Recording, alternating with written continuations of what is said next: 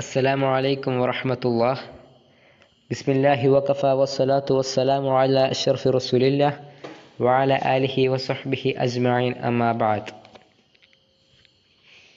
ഈ ഒരു പാഠത്തിൽ നമുക്ക് പഠിക്കാനുള്ളത് അമവിയ ഖിലാഫത്തിൻ്റെ രണ്ടാം സ്ഥാപകൻ അബ്ദുൽ മലിക് ബിൻ മർവാനെ പറ്റിയാണ്.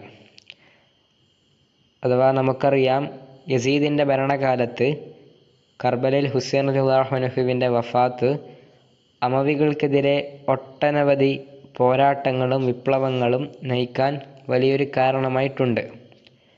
അങ്ങനെ അമവികളുടെ ഭരണം നഷ്ടപ്പെടുകയും രണ്ടാമതും ആ ഒരു ഖിലാഫത്ത് ദൗലത്തുൽ അമവിയ പുനർസ്ഥാപിക്കുകയും ചെയ്തു. ഇതിനൊക്കെ കുറിച്ചാണ് നമുക്ക് ഇന്ന് പറയാനുള്ളത്. ആദ്യമായി Abul Walid Abdul Malik bin Marwan മഹാനവർകൾ ഹിജ്റ 26 ജനിക്കുകയും ഹിജ്റ 86 വഫാത്താവുകയും ചെയ്തു. ബനി ഉമയ്യയുടെ 5ാം ഖലീഫയും അമവിയ ഖിലാഫത്തിൻ്റെ രണ്ടാം സ്ഥാപകനുമാണ് മഹാനവർകൾ. അങ്ങനെ അദ്ദേഹം മദീനയിൽ ജനിക്കുകയും ഖിലാഫത്തിന് മുമ്പ് വലിയൊരു ഫക്കീഹായിട്ടായിരുന്നു അറിയപ്പെട്ടിരുന്നത്. അങ്ങനെ ഹിജ്റ 65 ബാപ്പ മർവാൻ ബിൻ ഹക്കിമിന് ശേഷം ഭരണം ഏറ്റെടുത്ത് 21 വർഷക്കാലം ഭരണം നടത്തുകയും ചെയ്തു. ഇനി ഭാര്യമാർ: Atika bint Yazid, Hind, Wiladat bintul Abbas, Ummu Hisham, Aisha, Ummu Ayyub, Ummul Mughira. ഇനി മക്കൾ: Yazid, Marwan, Muawiya, Ummu Kulsu, Hisham al Hakam, Fatima, al Walid, Sulaiman, Marwan al Akbar, Aisha എന്നിവരൊക്കെയാണ്. അങ്ങനെ അമവികൾക്കെതിരെ കർബലയ്ക്ക് ശേഷം നടന്ന ഏറ്റവും ആദ്യത്തെ വിപ്ലവമാണ് സൗറത്തു തവാബീൻ വിപ്ലവം. ഇത് കർബലയിൽ കൊല്ലപ്പെട്ട ഹുസൈൻ റളിയല്ലാഹു അൻഹുവിനും ആൾക്കാർക്കും വേണ്ടിയിട്ടാണ് ഈ ഒരു വിപ്ലവം നടക്കുന്നത്. ഇവരുടെ നേതാവ് ഹിജ്റ 65 സുലൈമാൻ ബിൻ സറുദുൽ ഖസറഇ ആയിരുന്നു. പ്രധാനമായിട്ടും ഈ വിപ്ലവം നടക്കാൻ കാരണം കൂഫക്കാർ 3 വിഭാഗമായിട്ടായിരുന്നു തരംതിരിഞ്ഞത്. ഒന്നാമത്തത് ഹുസൈൻ റളിയല്ലാഹു അൻഹുവിനോട് കൂഫയിലേക്ക് വരാൻ വേണ്ടി ആവശ്യപ്പെട്ടവരും അവരോട് നിന്നവരും. രണ്ടാമത്തത് ഹുസൈൻ റളിയല്ലാഹു അൻഹുവിനോട് എതിര് നിന്നവർ. മൂന്നാമത്തെ വിഭാഗം ഇവർക്കിടയിൽ മധ്യസ്ഥരായിട്ട് നിന്നവർ. അഥവാ ഹുസൈൻ റളിയല്ലാഹു അൻഹുവിനെ സഹായിച്ചിട്ടുമില്ല, എന്നാൽ എതിര് നിന്നിട്ടില്ല. പക്ഷെങ്കിൽ ഹുസൈൻ റളിയല്ലാഹു അൻഹുവിൻ്റെ വഫാത്തിന് ശേഷം അവർ അതിൽ ഖേദിക്കുകയും അങ്ങനെ ഈ ഒരു വിഭാഗത്തിൽ നിന്നും വന്ന ആശയമാണ് സൗറത്തു തവാബീൻ, ഹുസൈൻ റളിയല്ലാഹു അൻഹുവിന് വേണ്ടിയിട്ടുള്ള ഒരു വിപ്ലവം. അങ്ങനെ ഹുസൈൻ റളിയല്ലാഹു അൻഹുവിൻ്റെ വഫാത്തിന് ശേഷം ഇവർ രഹസ്യമായി കൂടിക്കാഴ്ചകൾ നടത്തുകയും ഷിയാക്കളുടെ തലമുതിർന്ന 5 നേതാക്കന്മാർ ഈ ഒരു പ്രസ്ഥാനത്തിന് വേണ്ടി മുന്നിട്ടിറങ്ങി. ഒന്നാമത്തത് സുലൈമാൻ ബിൻ സറുദുൽ ഖസറഇ. അദ്ദേഹം അലി റളിയല്ലാഹു അൻഹുവിനൊപ്പം യുദ്ധം ചെയ്ത ഒരാളാണ്. മാത്രമല്ല സ്വഹാബിൻ ജലീൽ എന്നൊരു സ്ഥാനപ്പേരുണ്ട്. രണ്ടാമത്തത് അൽ മുസയ്യിബ് ബിൻ നജ്ബഹുൽ ഫസാരി. മൂന്നാമത്തത് Abdullah bin Saad bin Nufail Azdi. നാലാമത്തത് അബ്ദുല്ലാഹ് ബിൻ വാലിദ് തമീമി. അഞ്ചാമത്തത് റിഫാഅത്ത് ബിൻ ഷദ്ദാദുൽ ബജ്ലി. അവരുടെ ആദ്യ കൂടിക്കാഴ്ച നടന്നത് സുലൈമാൻ ബിൻ സറുദിൻ്റെ വീട്ടിൽ വെച്ചാണ്. ഇനി വിപ്ലവത്തിൻ്റെ ലക്ഷ്യങ്ങൾ: ഒന്നാമത്തത് ഖിലാഫത്തിൽ നിന്നും അമവികളെ ഒഴിവാക്കുകയും പകരം കൂഫയിൽ ഷിയായി ഭരണം സ്ഥാപിക്കുകയും ചെയ്യലാണ്. പിന്നെ ഹുസൈൻ റളിയല്ലാഹു അൻഹുവിൻ്റെ വഫാത്ത് ഖത്ലിന് പകരം ചോദിക്കുകയും അതിലൂടെ അവർ സ്വയം തൗബ തേടലുമാണ്. ഇനി മഅരിക്കത്തു ഐനുൽ വർദ. സുലൈമാൻ ബിൻ സറുദ് തൻ്റെ അനുയായികളുമായി നഖീല പ്രദേശത്ത് ഒത്തുകൂടുകയും അവരോടൊപ്പം ഹുസൈൻ റളിയല്ലാഹു അൻഹുവിൻ്റെ ഖബറിലേക്ക് ഹിജ്റ 65 റബീഉൽ അവ്വൽ 5 പോവുകയും ചെയ്തു. അങ്ങനെ സുലൈമാൻ ബിൻ സറുദ് അവിടെ നിന്ന് അംബറിലേക്കും പിന്നെ ഖയാറത്തിലേക്കും പിന്നെ യുഫട്രസിലെ ഖർക്കീസിലേക്കും തുടർന്ന് ഐനുൽ വർദ എന്ന പ്രദേശത്തെത്തുകയും ചെയ്തു. ശേഷം ജമാദുൽ 22 ഷാമിലെ ആൾക്കാരുമായിട്ട് ഒരു യുദ്ധം നടന്നു. ആ യുദ്ധമാണ് മഅരിക്കത്തു ഐനുൽ വർദ. അങ്ങനെ ആദ്യം സുലൈമാൻ ബിൻ സറുദ് ആ ഒരു യുദ്ധത്തിൽ വിജയിച്ചുവെങ്കിലും അമവി സൈന്യത്തിന് ഇബ്നു സിയാദ് അൽ ഹുസൈൻ ബിൻ നുമൈറിൻ്റെ നേതൃത്വത്തിലുള്ള 12,000 സൈന്യവും ഷർഹബിൽ ദുൽഖലയുടെ നേതൃത്വത്തിലുള്ള 8,000 സൈന്യവും നൽകി സഹായിച്ചു. അങ്ങനെ ശേഷം അവർ തവാബിനുകാരെ എല്ലാ ഭാഗത്തു നിന്നും വളയുകയും ഇത് കണ്ട സുലൈമാൻ ബിൻ സർദ് കുതിരപ്പുറത്തു നിന്ന് ഇറങ്ങി ചാടുകയും ചെയ്തു. ആ ഒരു സമയത്ത് സുലൈമാൻ ബിൻ സർദിന് 93 വയസ്സുണ്ടായിരുന്നു. അങ്ങനെ അദ്ദേഹം വിളിച്ചു പറഞ്ഞു, യാ ഇബാദല്ലാഹ്, ആരെങ്കിലും റബ്ബിലേക്ക് നേരത്തെ പോവലിനെയോ അല്ലെങ്കിൽ തൗബ തേടുന്നതിനെയോ ആഗ്രഹിക്കുന്നുണ്ടെങ്കിൽ എന്നിലേക്ക് വരൂ.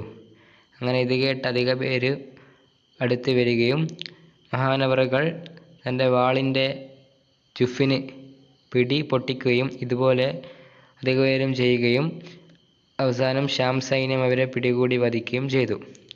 അങ്ങനെ സുലൈമാൻ ബിൻ സർദ് അമ്പേറ്റ് മരണപ്പെട്ടതോടുകൂടെ ശേഷം പതാക വഹിച്ചത് മുസൈബ് ബിൻ നജ്ബിയായിരുന്നു.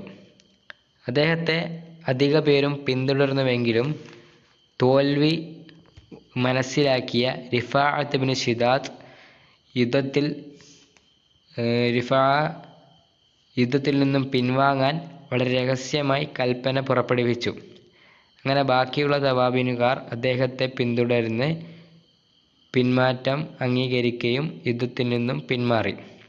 ശേഷം അവിടെ നിന്നും പോയ തവാബിനുകാരെ പിടികൂടാനുള്ള ശ്രമം ഉമയ്യ സൈന്യം അവസാനിപ്പിച്ചു. ഇതോടെ ഈ ഒരു യുദ്ധം അവസാനിച്ചു. ഇനി മുഖ്താരിയ. അമവികൾക്കെതിരെ പോരാടിയ മറ്റൊരു സൈന്യമാണ് മുഖ്താറിൻ്റെ സൈന്യം. അഥവാ ഇവർ അലവികളായ ഷിയാക്കളാണ്. ഇവർ രാഷ്ട്രീയത്തിൽ വരുന്നത് ഷിയാക്കളുടെ പ്രസരിപ്പ് പരത്താൻ വേണ്ടിയാണ്. അങ്ങനെ ഏകദേശം ഹിജ്റ 64 ഹുസൈനുല്ലാഹിൻ്റെ വഫാത്തിനു ശേഷം മുഖ്താർ കൂഫയിൽ നിന്നും മക്കയിലേക്ക് വരികയും അങ്ങനെ ഇബ്നു സുബൈറുല്ലാഹിനുമായിട്ട് ആദ്യകാലം സുൽഹിൽ ഏർപ്പെട്ടിരുന്നു. അങ്ങനെ ശേഷം അവർ തർക്കത്തിലായി പിരിയുകയും അങ്ങനെ മക്കയിൽ നിന്നും കൂഫയിലേക്ക് തന്നെ തിരിച്ചു മടങ്ങി. അങ്ങനെ കൂഫയിലെത്തിയതിനു ശേഷം മുഖ്താർ തവാബീനിലെ ബാക്കി സൈന്യത്തെ എല്ലാം ഒരുമിച്ച് കൂട്ടുകയും അവർ ഒറ്റ ശക്തിയായി മാറി. അങ്ങനെ യമനിലെ പല കബീലകളെയും തൻ്റെ സൈന്യത്തിലേക്ക് ചേർത്ത്, പ്രത്യേകിച്ചും ഇബ്നു അശ്തർ നഹ്യുടെ നഹ് ഗോത്രത്തെയും തൻ്റെ സൈന്യത്തിലേക്ക് ചേർത്തു. അങ്ങനെ ഇവരൊക്കെ ഒരുമിച്ച് കൂട്ടിക്കൊണ്ട് മുഖ്താർ കൂഫ കീഴടക്കാൻ വേണ്ടി ആദ്യം വിചാരിച്ചു. അങ്ങനെ അബ്ദുല്ലാഹുവിനെ മുത്തൈനെ പരാജയപ്പെടുത്തിയതിനു ശേഷം അദ്ദേഹം കൂഫ പിടിച്ചെടുത്തു. എന്നിട്ട് അർമാനിയ, അസർബൈജാൻ, മൂസൽ എന്ന് പറയുമ്പോൾ ഇറാഖിലെ മുസോളി എന്നിവിടങ്ങളിലൊക്കെ തൻ്റെ ഭരണം വികസിപ്പിക്കാൻ വേണ്ടി വാലിമാരെ അയച്ചു. ശേഷം അബ്ദുൽ മലിക് ബിൻ മർവാനുമായി നേരിട്ട് യുദ്ധം ചെയ്യാൻ വേണ്ടി മുഖ്താർ തീരുമാനിക്കുകയും എന്നാൽ മൂസലിലേക്ക് അയച്ച സൈന്യം ഇബ്നു സിയാദുമായിട്ട് യുദ്ധത്തിൽ ജയിച്ചെങ്കിലും ഒരുപാട് നാശനഷ്ടങ്ങൾ ഉണ്ടാക്കിയിരുന്നു. ആ ഒരു കാരണത്തിൽ കൂഫയിൽ അബ്ദുൽ മലിക് ബിൻ മർവാൻ്റെ സ്വാധീനം ചെറുങ്ങനെ കുറഞ്ഞു. എന്നാൽ അദ്ദേഹം അത് പെട്ടെന്ന് തന്നെ വീണ്ടെടുത്തു. അങ്ങനെ ഹുസൈൻ റളിയല്ലാഹുവിൻ്റെ വധത്തിന് പകരം ചോദിക്കുന്നതിൽ തന്നെ ശ്രദ്ധ തിരിച്ചു. ഹിജ്റ 68 മുഹറം 10 ഇബ്രാഹിം ലഷ്കറിൻ്റെ നേതൃത്വത്തിൽ മർവാൻ്റെ സൈന്യത്തെ എതിർക്കാൻ വേണ്ടി മുഖ്താർ ഇറാഖിലേക്ക് ഒരു സൈന്യത്തെ അയച്ചു. ആ യുദ്ധത്തിൽ ഇബ്രാഹിം ലഷ്കർ ജയിക്കുകയും യുദ്ധം നടന്നത് ഖസർ നദിയുടെ തീരത്ത് വെച്ചായിരുന്നു. എന്നാൽ ആ ഒരു യുദ്ധത്തിൽ ഉബൈദ് ബിൻ അബ്ദുല്ലാഹ് ബിൻ സിയാദും അൽ ഹുസൈൻ ബിൻ നുമൈർ സുക്കൂനിയും കൊല്ലപ്പെട്ടിരുന്നു. ഈ ഒരു വിജയത്തിന് ശേഷം മുഖ്താറിൻ്റെ സ്വാധീനം വർദ്ധിക്കുകയും വടക്കൻ ഇറാഖിൻ്റെയും ദ്വീപിൻ്റെയും നിയന്ത്രണമൊക്കെ അദ്ദേഹം ഏറ്റെടുത്തു. അങ്ങനെ ബസറ തിരിച്ചു പിടിക്കാൻ വേണ്ടി മുഖ്താർ മുസ്അബ് ബിൻ സുബൈറുമായിട്ട് യുദ്ധം ചെയ്യാൻ ഇബ്രാഹിം ലഷ്കറിൻ്റെ നേതൃത്വത്തിലുള്ള ഒരു സൈന്യത്തെ അയച്ചു. എന്നാൽ മുസ്അബുമായിട്ടുള്ള അൽ മദാറ യുദ്ധത്തിൽ അദ്ദേഹത്തിന് കനത്ത നാശനഷ്ടം സംഭവിക്കുകയും അങ്ങനെ മുസ്അബ് കൂഫക്കുള്ളിൽ ഉപരോധം ശക്തമാക്കുകയും ചെയ്തു. അങ്ങനെ ഉപരോധം ശക്തമാക്കിയപ്പോൾ മുഖ്താറിനത് പിടിച്ചു നിൽക്കാനുമായില്ല. അങ്ങനെ ഒരു യുദ്ധം അവിടെ നടക്കുകയും ചെയ്തു. അവസാനം ആ ഒരു യുദ്ധത്തിൽ മുഖ്താർ കൊല്ലപ്പെടുകയും ശേഷം മുസ്അബ് ഭരണത്തിലേറുകയും ചെയ്തു. അൽ ഖദാഉ അലാ ഖിലാഫത്ത് ഇബ്നു സുബൈർ. മദീനയിലെ രാഷ്ട്രീയ അന്തരീക്ഷം അത്ര നല്ലതായിരുന്നില്ല. കാരണം ബനി ഉമയ്യകളുമായിട്ട് മദീനക്കാർ അത്ര നല്ലതിലായിരുന്നില്ല ഉണ്ടായിരുന്നത്.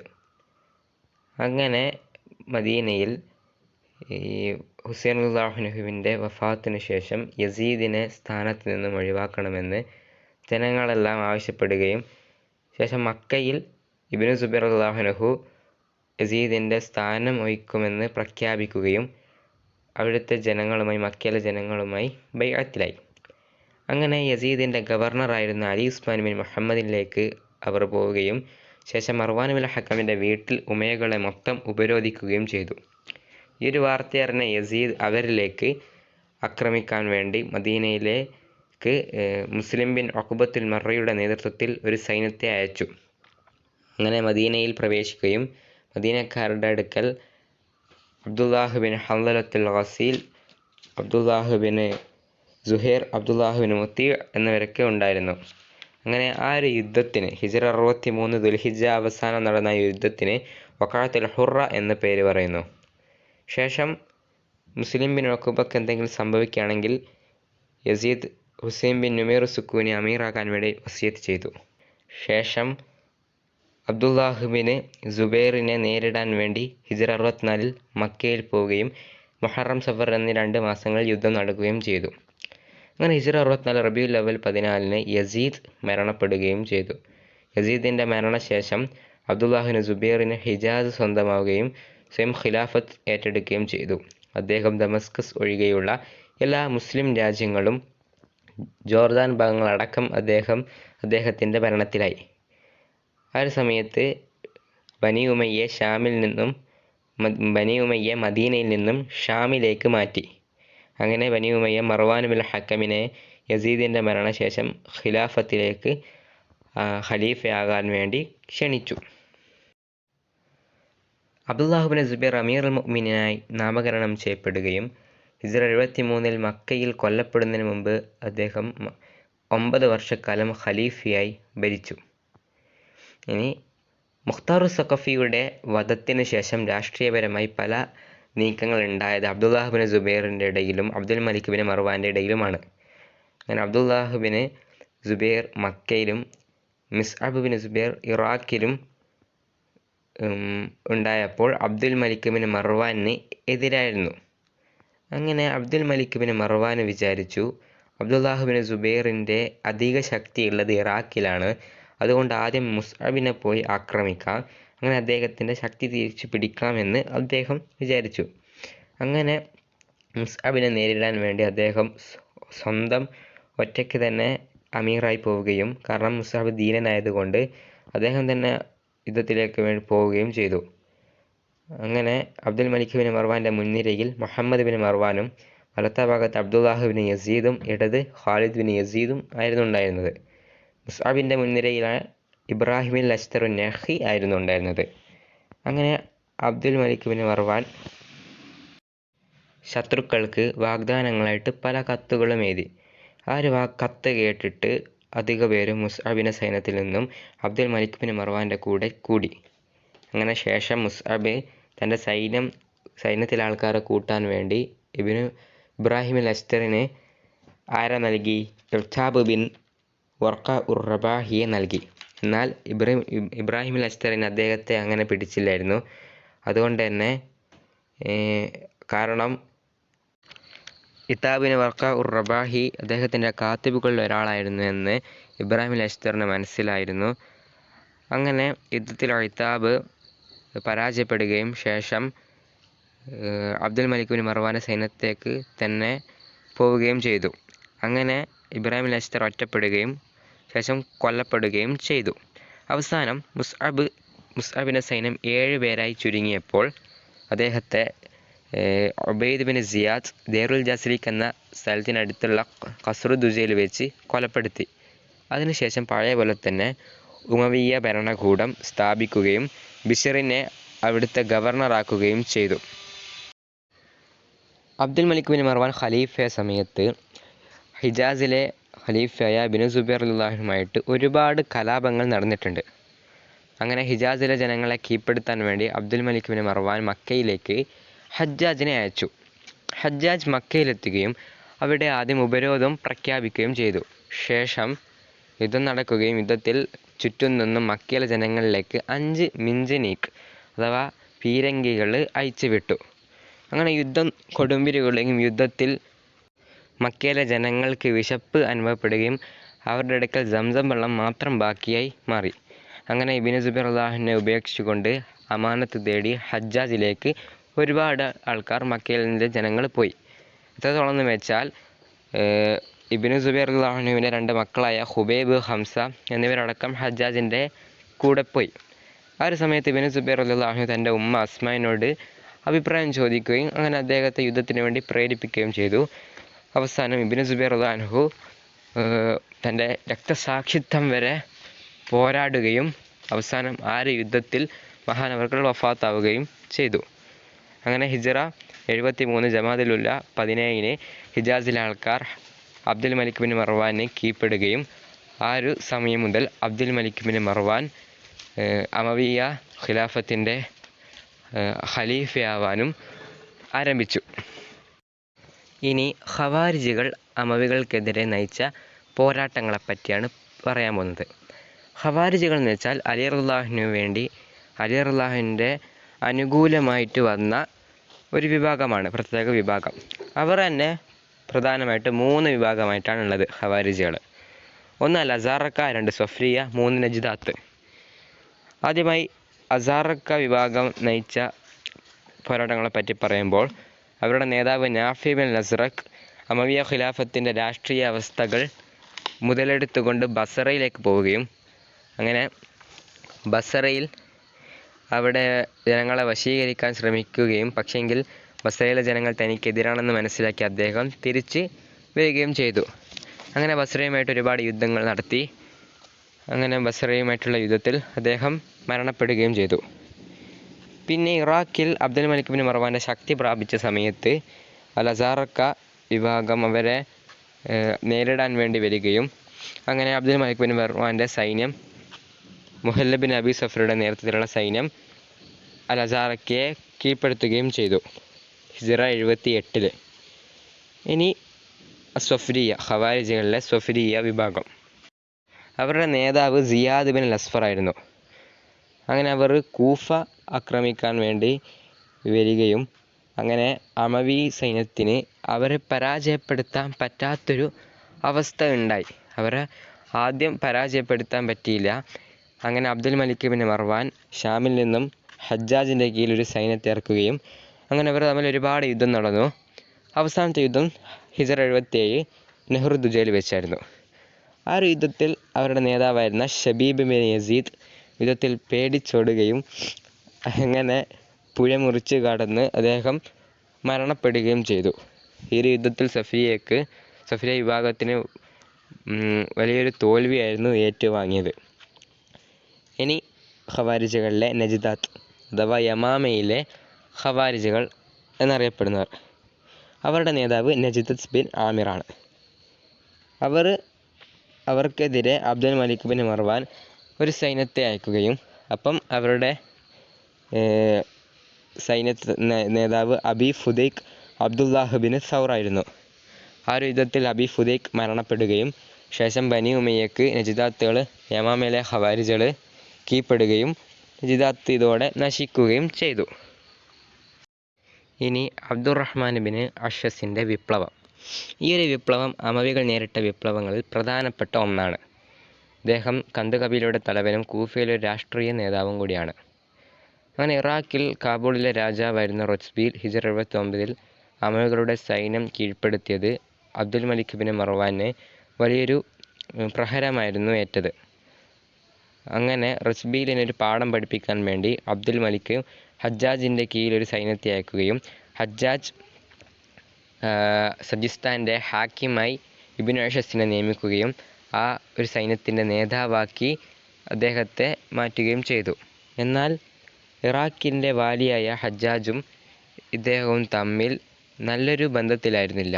അതുകൊണ്ട് തന്നെ അദ്ദേഹം ഇബ്നു അഷ്അസ് യുദ്ധത്തിന് വേണ്ടി പോവുകയും എന്നാൽ യുദ്ധത്തിൽ റൊച്ബീലിനെ പരാജയപ്പെടുത്താൻ അദ്ദേഹം തുനിഞ്ഞില്ല. കാരണം ഹജ്ജാജിനെതിരായിക്കൊണ്ട് ഈ ഒരു വാർത്ത അറിഞ്ഞ ഹജ്ജാജ് അദ്ദേഹത്തിലേക്ക് ഭീഷണിപ്പെടുത്തിക്കൊണ്ട് ഒരു കത്തെഴുതി. ഈ ഒരു കത്ത് കിട്ടിയ ഇബ്നു അഷ്അസ് ഹജ്ജാജിന് നേരെ തിരിയുകയും അങ്ങനെ അദ്ദേഹത്തെ ഇറാഖിൻ്റെ വാലിയിൽ നിന്നും ഖുൽഉ ചെയ്യാൻ വേണ്ടി ഉദ്ദേശിക്കുകയും അടുത്ത ആൾക്കാരുമായി ഇബ്നു അഷ്അസ് ബൈഅത്ത് ചെയ്തു. അങ്ങനെ ഇബ്നു അഷ്അസ് റത്സ്ബീലുമായിട്ടുള്ള ഒരു ബൈഅത്ത് ചെയ്തിരുന്നു. എന്നാൽ ഹജ്ജാജുമായിട്ടുള്ള യുദ്ധത്തിൽ താൻ പരാജയപ്പെടുകയാണെങ്കിൽ എന്തായാലും സഹായിക്കണമെന്നുള്ളൊരു ബൈഅത്ത് റത്സ്ബീലുമായി ഇബ്നു അഷ്അസ് ചെയ്തു. അങ്ങനെ ഹജ്ജാജുമായിട്ടുള്ള യുദ്ധത്തിൽ ആദ്യം ഇബ്നു അഷ്അസ് ജയിച്ചുവെങ്കിലും രണ്ടാമത്തെ മാരിക്കത്തു സാവിയിൽ ഹജ്ജാജ് വിജയിച്ചു. ഈ ഒരു പ്രശ്നം പരിഹരിക്കാൻ വേണ്ടി Abdul Malik bin Marwan ibnu അഷ്അസിലേക്ക് ആളെ അയച്ചുകൊണ്ട് പറഞ്ഞു, ഇറാഖിൽ ഹജ്ജാജിനെ നീക്കം ചെയ്യുകയും പകരം മുഹമ്മദ് ബിൻ മർവാനെ ആക്കുകയും മാത്രമല്ല താങ്കൾക്ക് ഇറാഖിൻ്റെ ഏതെങ്കിലും സ്റ്റേറ്റിൻ്റെ വിലായത്തിൻ്റെ നേതാവാക്കുകയും ചെയ്യും എന്ന് പറഞ്ഞു. അങ്ങനെ പക്ഷേ അദ്ദേഹം ഇബ്നു അഷ്അസ് ഇതൊന്നും കേട്ടില്ല. മറിച്ച് അദ്ദേഹം തൻ്റെ വിപ്ലവം തുടരുകയും ചെയ്തു. അങ്ങനെ ഹിജ്റ 82, 83 വർഷങ്ങളിൽ ഹജ്ജാജും ഇബ്നു അഷ്അസും തമ്മിൽ ഒരുപാട് യുദ്ധങ്ങൾ നടന്നു. രണ്ട് വിഭാഗവും പിന്മാറാൻ തയ്യാറായില്ല. അങ്ങനെ അവസാനം ഇബ്നു അഷ്അസ് യുദ്ധത്തിൽ പരാജയപ്പെടുകയും സഹായം തേടിക്കൊണ്ട് റത്സ്ബീലിൻ്റെ അടുത്ത് പോയി. റത്സ്ബീലുമായിട്ടുള്ള ബൈഅത്ത് ചെയ്തല്ലോ, അങ്ങനെ റത്സ്ബീലിൻ്റെ അടുത്ത് പോയി. അങ്ങനെ ഹജ്ജാജ് റത്സ്ബീലിനോട് ഇബ്നു അഷ്അസിനെ തരാൻ വേണ്ടി ഭീഷണിപ്പെടുത്തുകയും അവസാനം ഇതറിഞ്ഞ ഇബ്നു അഷ്അസ് റത്സ്ബീലിൻ്റെ കൊട്ടാരത്തിൻ്റെ മുകളിൽ നിന്നും താഴേക്ക് ചാടിക്കൊണ്ട് ഈ ഒരു വിപ്ലവം അവസാനിപ്പിച്ചു. അബ്ദുൽ മലിക് ബിൻ മർവാൻ്റെ ബൈഅത്ത് അവസാനിക്കുകയും ശേഷം ബൈഅത്ത് പ്രകാരം തൻ്റെ സഹോദരൻ അബ്ദുൽ അസീസ് ബിൻ മർവാനെ ഖിലാഫത്തിൽ നിന്നും ഒഴിവാക്കി തൻ്റെ മകൻ അബുൽ വലീദ് അബ്ദുൽ മലിക്കിനെ നിയമിച്ചു. ഈ ഒരു നിലപാടിനെ ചരിത്രപരമായി ഒരുപാട് ചർച്ചകൾ നടന്നിട്ടുണ്ട്. കാരണം തൻ്റെ ബാപ്പ മർവാൻ്റെ ഉടമ്പടിയെ ബൈഅത്തിനെ ഇല്ലാതാക്കിക്കൊണ്ടാണ് ഈ ഒരു തീരുമാനം ഇദ്ദേഹം എടുക്കുന്നത്. അങ്ങനെ ഈ ഒരു തീരുമാനത്തിനെ അനുകൂലിച്ചുകൊണ്ട് ഹജ്ജാജ് ബിൻ യൂസുഫ്, റൂഹ് ബിൻ സമ്പ എന്നിവരൊക്കെ കടന്നു വന്നിട്ടുണ്ട്. അങ്ങനെ AD 705 ഒക്ടോബർ 9 ഹിജ്റ 86 ഷവ്വാൽ മാസത്തിൽ അദ്ദേഹം ദമസ്കസിൽ 60-ാം വയസ്സിൽ മരണപ്പെട്ടു. 21 വർഷമാണ് ഭരണം നടത്തിയത്, ഹിജ്റ 65 മുതൽ ഹിജ്റ 86 വരെ. ഇനി അദ്ദേഹത്തിൻ്റെ പുരോഗമനങ്ങൾ. ഒന്ന് തഅലീബുദ്ദവാവീൻ. അബ്ദുൽ മലിക് ബിൻ മർവാൻ്റെ കാലത്താണ് ദീവാനുകളൊക്കെ അറബിയിലേക്ക് മാറ്റിയത്. അദ്ദേഹത്തിന് മുമ്പ് രാജ്യത്തിൻ്റെ സ്വന്തം ഉടമസ്ഥരുടെ ഭാഷയിലായിരുന്നു ദീവാൻ ഉണ്ടായിരുന്നത്. അങ്ങനെ അത് പുതിയ രാജ്യങ്ങൾ കീഴടക്കിയതിന് ശേഷം കൂടുതൽ എളുപ്പമാവുകയും ദീവാനെ വിവർത്തനം ചെയ്ത് അത് അറബിയിലേക്ക് മാറ്റിയവർക്ക് കൂടുതൽ പ്രതിഫലം നൽകുകയും ചെയ്തു. ഇനി അടുത്തത് തഅലീബുൻ നുഖൂദ്. ആദ്യകാല ഇസ്ലാമിൻ്റെ തുടക്കത്തിൽ ഉമയ്യ ഭരണത്തിൻ്റെ തുടക്കത്തിലൊക്കെ ഉപയോഗിച്ചിരുന്നത് ബൈസന്റിയൻ, സസാനിയൻ നാണയങ്ങളായിരുന്നു. ബൈസന്റിയൻ എന്ന് പറയുമ്പോൾ ദീനാർ, ഫുൽസ് എന്നിങ്ങനെ പ്രതിനിധീകരിച്ചും സസാനിയൻ ദിർഹംസ് എന്നിങ്ങനെ പ്രതിനിധീകരിച്ചുമാണ് ഉണ്ടായിരുന്നത്. അങ്ങനെ ഇസ്ലാമിൽ പേർഷ്യൻ, സാസാനിയൻ പകർത്തിയെടുത്ത അറേബ്യൻ നാണയങ്ങൾ അതിൻ്റെ വളർച്ച സ്ഥിരമായിട്ടില്ലാതിരുന്നപ്പോൾ അബ്ദുൽ മലിക് ബിൻ മർവാൻ ഇതിൽ കൂടുതൽ ശ്രദ്ധ ചെലുത്തുകയും അങ്ങനെ മിസ്റിലെ ഒരു ആമിലിനോട് ഇസ്ലാമിൻ്റെ കൾച്ചർ എടുത്തു കാണിക്കുന്ന തനിച്ച ഒരു അറബ് നാണയം ഉണ്ടാക്കാൻ വേണ്ടി ആവശ്യപ്പെടുകയും അതിൽ ഖുൽ ഹുവല്ലാഹു അഹദ് എന്ന് ഉല്ലേഖനം ചെയ്യുകയും പറഞ്ഞു.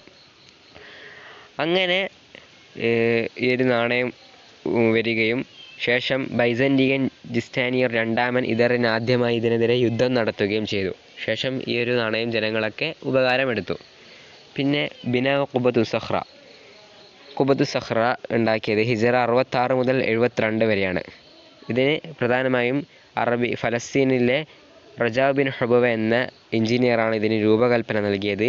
പിന്നെ ജെറുസലേമിൽ അബ്ദുൽ മലിക് ബിൻ മർവാൻ അടിമയായ യസീദ് ബിൻ സലാമാണ് മറ്റൊരു എഞ്ചിനീയർ.